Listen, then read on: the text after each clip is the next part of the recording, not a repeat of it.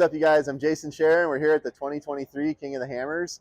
Brought a brand new car to the lake bed, which is always tough to do for a race. But, you know, I've been designing it now for 3 years, and I've been really lucky to work with Quinn at 74 Weld. We started making the Portal models at least 3 years ago. They were built over a year ago, and it took us a long time to get the car assembled and to, you know, all the details finished on this thing. But our first impressions of it are incredible. It's starting on the front row after qualifying against everybody out there, which is really cool for a new car to be able to have the raw speed in it right out of the gate. It's also really nice to drive because the geometry of the drivetrain was solved by moving the axles up and having that drive at the end. I can't say enough about how much it fixed a lot of the issues that these cars that were really designed to have kind of almost like a lift kit style front end, and all the driveline angles had to get moved around to make it work, and how basically you put the Portal on and it fixes everything. It also has another benefit, and I don't think a lot of people realize it, but as you drive into a hole and you have to climb up the face of the rock, because the gear reduction is done out at the Portal, it really makes it a lot less load on the drivetrain. You can feel it. It takes less throttle. There's less effort to go into it. So I couldn't be happier with them. They're running cool. They're running long. We've got about 340 miles on it before the race here, and they look perfect. So I'm stoked on them. Thanks a lot for building those for me, Quinn. Couldn't be happier.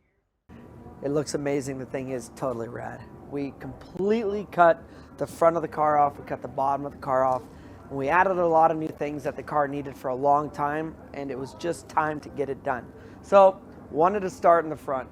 Basically, we cut from at the cowl down all the way forward off. So the car used to have no portal, so we had a big problem with CV angle.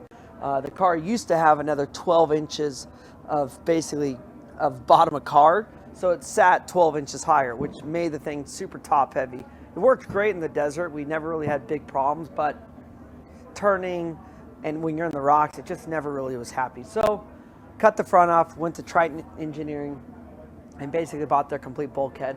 We put our Curry Enterprise independent front differential in it with the TubeWorks locker, all that, and the thing is super happy. With that, it's got 74 Weld, 4 gear portals on both sides.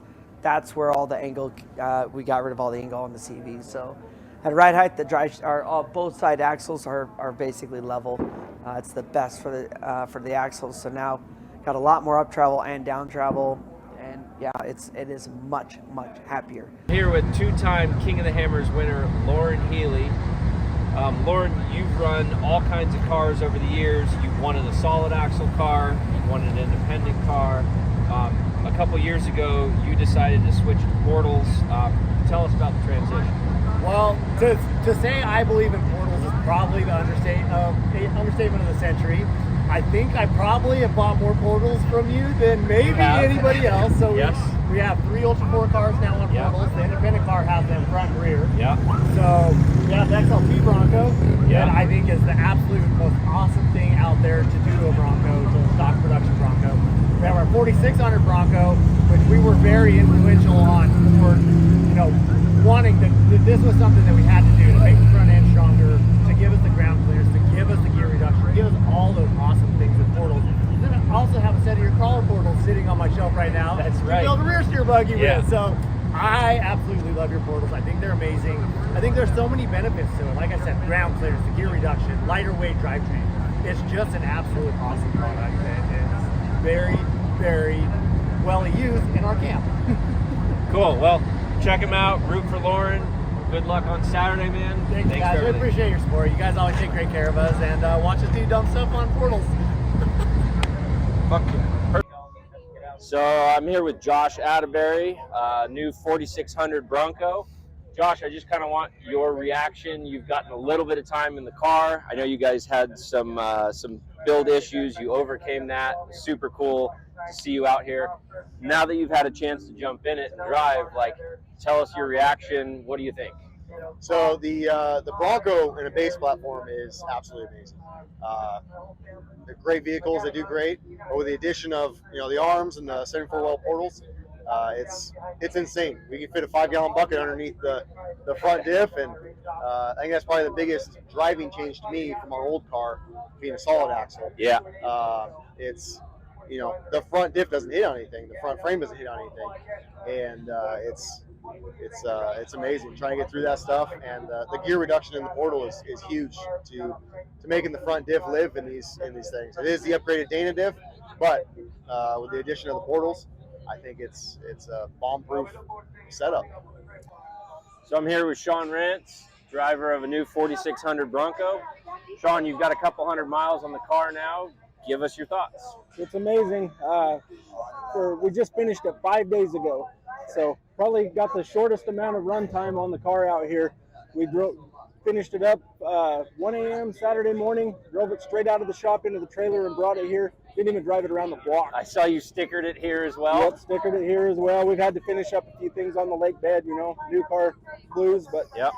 Turned out amazing. We went and beat the crap out of it on the rocks yesterday and wheeled all day, hard as heck on it all day, and came back with not a thing to fix. That's so, rad. That's years past. We're used to taking something out and breaking it so bad we got to come spend 12 hours just to make it to race day. And it's basically a stock Bronco with a few things added onto it. Yeah. Tell us about it. It's a 2021 Badlands edition, 4-cylinder manual transmission. We're the only a manual. The only manual transmission Bronco that I know of. We got the 74 weld portals because it just seemed silly not to get the ground clearance that our competitors had. So yeah.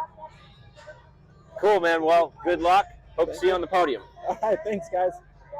So that time is good and we already have great many cars out there on course at the moment. Let's not forget 153 cars left the line earlier today. And look at that great shot. Talk about that.